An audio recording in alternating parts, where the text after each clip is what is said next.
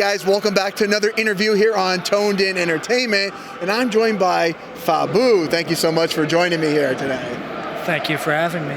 Now, unfortunately, we're going to try to grab an interview with you before your match, but you've already had it because you had quite the elaborate costume on today. We could put a picture up right now of what it looked like, so that way you guys can see it. Now, what is the inspiration for that costume? A lot of Adrian Street, Sensational Sherry, just being really over the top. Even before this character, I was still pretty flamboyant, but it wasn't until my trainer basically told me he wanted me to put on makeup. Okay. And I already had a butterfly on my tights, so I went to a Halloween store, found a pair of butterfly wings, did a whole bunch of makeup like Sensational Sherry. The first time was a lot like Sensational Sherry. It was like a lot of blush and a lot of, but since then, since my first trip to Japan, it's gotten more elaborate. And that's why I started doing the whole wing on the side. Right, yeah, I definitely see the Sensational Sherry influences. I remember her managing Harlem Heat back in the days, and she'd always have that little half-face paint, and Adrian Street had the very like flamboyant paint job. He had the spikes and everything. The Union Jack on his face. Yeah, and for like the 70s and 80s, that was definitely kind of like cutting edge back then. Yeah. So one of the questions we're asking everybody here at Blueprint Wrestling today is about factions, and we're talking about one of my favorite factions of all time, the Four Horsemen. So we're doing like a dream scenario. If you had to pick 3 wrestlers from any generation, and don't let Dream Girl Ellie pressure you into having to pick anybody in particular, but if you had to pick those 3 wrestlers to get your back in a match, who would they be? Me, myself, and I. Me, myself, and I. All right, we need one more person.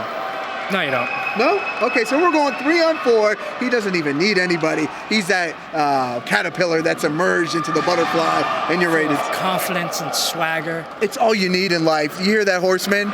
He can come at you 3 on 4. It doesn't even matter. You can even bring J.J. Dillon with a shoe. Doesn't matter. These guys are going to take you out. Now, we're talking Toned In Entertainment, pop culture. We love comics and movies. Do you have a favorite comic book character of all time? Not off the top of my head. I don't really watch a lot of movies, and I don't read a lot of comics. Okay. I like Star Wars mostly. Okay, well, Star Wars, I mean, there's another movie coming out this about year. them, so. There's comics, there's action figures, there's Funko Pops, there's video games, everything, if you're a Star Wars fan, you can find anything. So. If I had to pick one person, I guess I'd just say Batman. Batman. He's probably the hero I've known the longest. Yeah. My whole life, I've seen, Yeah, what I loved about Batman is Batman had no superpowers. He just kind of like could go in there and battle anybody and didn't have to be, have anything up his sleeve. He had all his little gadgets and could take on anybody with no problem. He was rich, but and he was still kind of relatable. Right. So you can see he's someone that you can connect with. All right. Even though he's a billionaire. Right.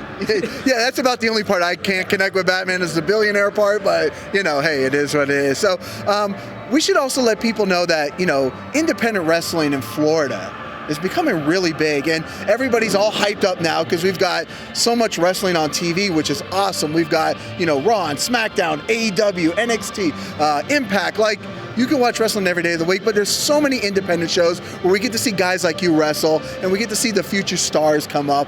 And I really think it's a thing where people should really know about these shows. What would you tell people who have never come to an independent show but watch it on TV? What should they know? About the independent show? Yes. It's going to be a lot different. There's going to be a lot of people you don't know.